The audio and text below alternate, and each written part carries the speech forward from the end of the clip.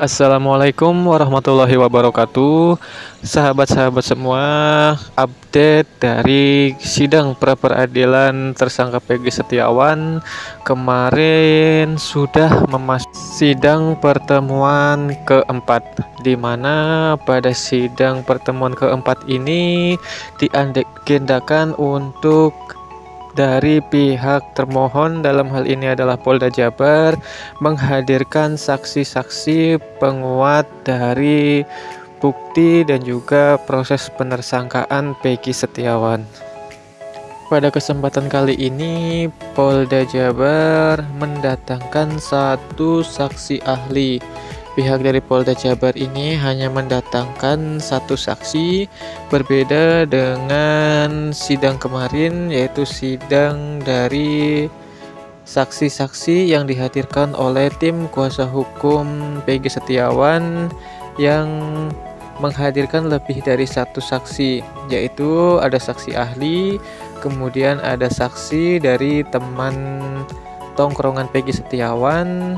Yang ketiga ada saksi teman dari teman kerja Peggy Setiawan, dan yang keempat ada saksi dari pemilik rumah pada saat Peggy Setiawan ini bekerja di Bandung pada saat tanggal kejadian, yaitu pada bulan Agustus tahun 2016 yang lalu. Nah, pihak Polda Jabar ini menghadirkan satu saksi ahli hukum, yaitu Bapak Agung Surono, yang di dalam keterangannya dia menjelaskan bahwa proses penersangkaan Peggy Setiawan ini sudah sesuai dan sudah memenuhi dua alat bukti. Nah, menurut dari Bapak Agung Surono ini, proses penersangkaan ini cukup hanya dengan dua alat bukti awal. Pendapat ini berbeda dengan saksi ahli yang sebelumnya dihadirkan oleh pihak dari kuasa hukum Peggy Setiawan, di mana saksi ahli pihak kuasa hukum Peggy ini mengatakan bahwa proses penersangkaan Peggy ini tidak sesuai dengan kaidah hukum karena menurutnya Peggy tidak terlebih dahulu mendapatkan panggilan dan juga tidak terlebih dahulu menjadi saksi, melainkan langsung ditetapkan sebagai tersangka. Hal ini adalah pandangan yang berbeda dengan saksi yang pada hari ini dihadirkan oleh pihak dari Polda Jabar yang mengatakan bahwa cukup dengan dua alat bukti saja seseorang bisa ditetapkan sebagai tersangka tanpa perlu adanya pemanggilan terlebih dahulu atau tanpa perlu dijadikan saksi terlebih dahulu. Ini akan menjadi sangat menarik ya teman-teman. Masing-masing pihak punya alibinya sendiri, punya dalilnya sendiri, dan masing-masing pihak pasti akan beranggapan bahwa pihaknya ini adalah di pihak yang benar. Sebagaimana para ahli hukum pun demikian.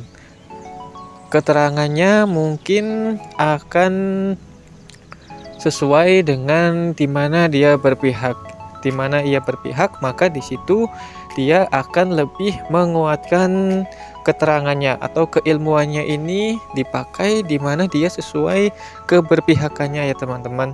Netralitasnya adalah sesuatu yang membuat publik bertanya.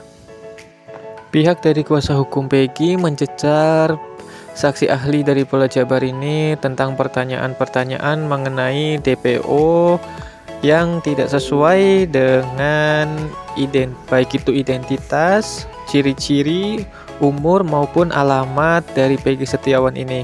Pihak kuasa hukum menanyakan perihal apakah apabila seseorang akan menjadi tersangka, apakah harus dipanggil terlebih dahulu atau tidak, dijadikan saksi terlebih dahulu atau tidak. Sebagaimana kita ketahui, jawaban dari saksi ahli Polda Jabar ini mengatakan tidak perlu, hanya cukup dengan dua alat bukti permulaan saja seseorang bisa dijadikan tersangka.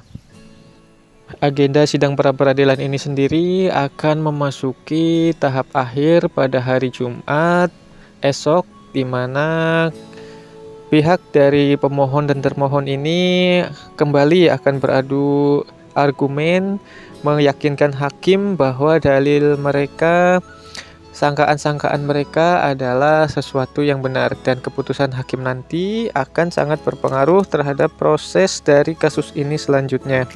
Apakah Peggy Setiawan ini memang benar-benar pelaku dari pembunuhan Vina, atau Peggy Setiawan ini hanya sebagai korban yang salah tangkap sebagaimana diasumsikan oleh pihak dari kuasa hukum Peggy Setiawan. Sidang pra-peradilan ini sudah memasuki pertemuan keempat, yang dimana pada saat pertemuan pertama adalah pembacaan dalil-dalil dari pihak pemohon. Dalam hal ini adalah kuasa hukum Peggy Setiawan yang meminta agar proses penersangkaan Peggy Setiawan ini digugurkan oleh pra-peradilan, dan juga agar Peggy Setiawan ini dibebaskan.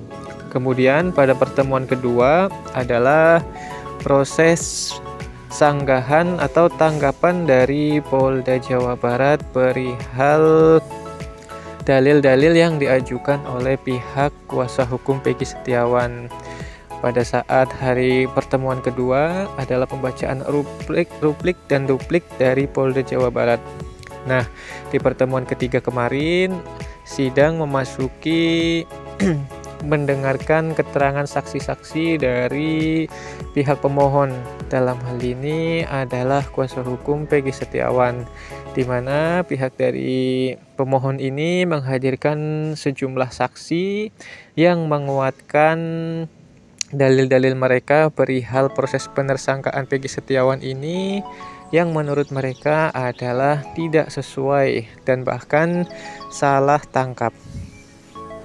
Kesaksian-kesaksian yang dihadirkan oleh pihak kuasa hukum Peggy Setiawan ini sangat menguatkan bahwa Peggy ini seharusnya bukan merupakan tersangka atau pelaku dari pembunuhan Vina.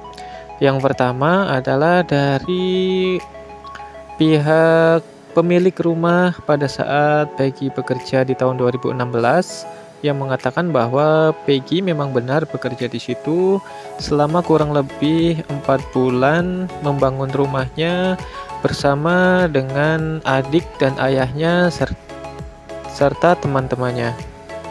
Saksi tersebut adalah Bapak Agus, yang menurutnya pada saat bekerja membangun rumahnya tidak ada hal-hal aneh yang dilakukan oleh para pekerja termasuk Peggy dan teman-temannya. Menurutnya semuanya biasa-biasa saja, dan memang selama 4 bulan itu Peggy beserta 4 orang lainnya ini tidak kemana-mana atau hanya berada di sekitaran tempat proyek mereka bekerja. Sementara saksi lain adalah Suharsono alias Bondol, ini merupakan teman kerja dari Peggy, di mana pada saat kejadian itu Suharsono ini tidak betah bekerja di Bandung tersebut dan akhirnya memutuskan untuk pulang, di mana pada saat pulang ini saksi Suharsono ini ditemani oleh Peggy dan Robi. Dan yang ketiga adalah saksi dari teman Peggy. Dia membantah kalau Peggy ini di tongkrongannya dipanggil dengan nama Perong. Menurutnya Peggy ketika di tongkrongan itu dipanggil dengan nama Pego, bukan Perong. Kemudian saksi ahli yang dihadirkan oleh pihak kuasa hukum Peggy juga mengatakan kalau status tersangka Peggy ini tidak sah karena sebelumnya Peggy tidak ada pemanggilan terlebih dahulu. Apalagi Peggy juga tidak dijadikan saksi, melainkan langsung dijadikan tersangka. Padahal dalam status DPO ini seharusnya dilakukan pemanggilan terlebih dahulu, pemanggilan pertama, kedua, kalau misalnya tidak ada jawaban atau respon, kemudian baru ditangkap dan terlebih dahulu dijadikan saksi. Nah, menurut ahli ini, kenapa polisi langsung menersangkakan Peggy tanpa dilakukan prosedur-prosedur tersebut? Berbeda dengan keterangan ahli yang dihadirkan oleh pihak kuasa hukum Peggy, keterangan ahli yang dihadirkan oleh pihak termohon dalam hal ini adalah Polda Jabar yang dilakukan pada sidang hari ini mengatakan bahwa tidak perlu adanya pemanggilan ataupun tidak perlu dijadikan saksi terlebih dahulu untuk menentukan seseorang itu sebagai tersangka. Nah, ini berbeda dengan keterangan dari ahli sebelumnya yang dihadirkan oleh pihak kuasa hukum Peggy Setiawan. Pihak saksi ahli dari Polda Jabar mengatakan cukup dengan 2 alat bukti permulaan saja seseorang bisa dijadikan tersangka.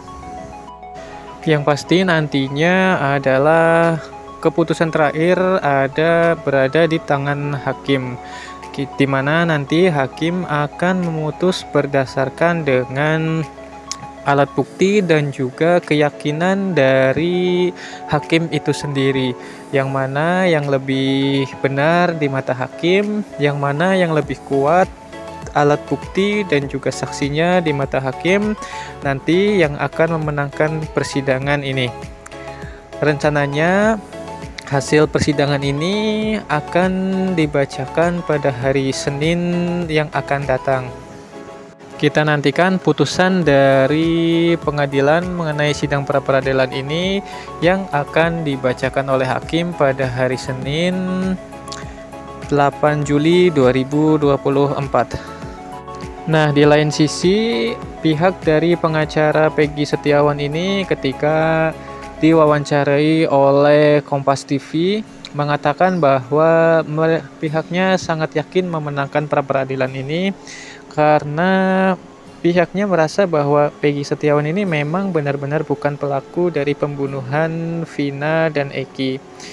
Dengan saksi-saksi yang telah dihadirkan, pihaknya merasa percaya diri bahwa nantinya hakim akan memutuskan bahwa proses penersangkaan Peggy ini tidak sah, tidak sesuai dengan aturan-aturan yang berlaku. Pihak kuasa hukum Peggy mengklaim bahwa penangkapan kliennya ini dilakukan secara asal-asalan.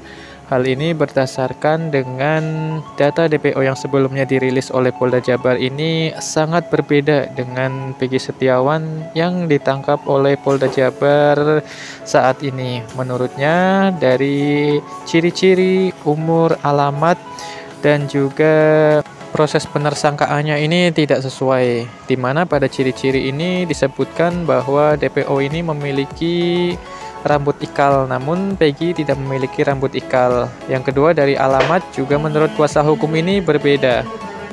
Pihak kuasa hukum mengklaim Polda Jabar ini mencocok-cocokkan data Peggy Setiawan dengan Peggy pelaku pembunuhan Vina. Padahal menurutnya Peggy Setiawan bukanlah pelaku dari pembunuhan Vina tersebut. Karena pada saat kejadian Peggy sedang berada di Bandung, sedang bekerja. Hal ini diperkuat oleh keterangan saksi yang dihadirkan pihak pemohon dalam sidang pra-peradilan yang dilaksanakan kemarin. Nah, di lain sisi, ahli hukum yang dihadirkan pihak Kompas TV dalam wawancara tersebut juga mengatakan seharusnya sebelum melakukan proses tersangka ini ada tahapan-tahapan pemanggilan dan juga dijadikan saksi terlebih dahulu. Jadi tidak langsung dijadikan tersangka, melainkan ada tahapan-tahapan yang harus dilalui terlebih dahulu. Hal ini sesuai dengan saksi ahli hukum yang dihadirkan pihak dari pemohon, yang juga mengatakan bahwa sebelum dilakukan proses tersangka ini ada tahapan-tahapannya seperti pemanggilan dan menjadikan saksi terlebih dahulu, tidak langsung menjadikan tersangka. Patut kita tunggu keputusan akhir dari sidang pra-peradilan ini, di mana nantinya nasib dari Peggy Setiawan ini ditentukan pada hari Senin yang akan datang. Demikian, wassalamualaikum warahmatullahi wabarakatuh.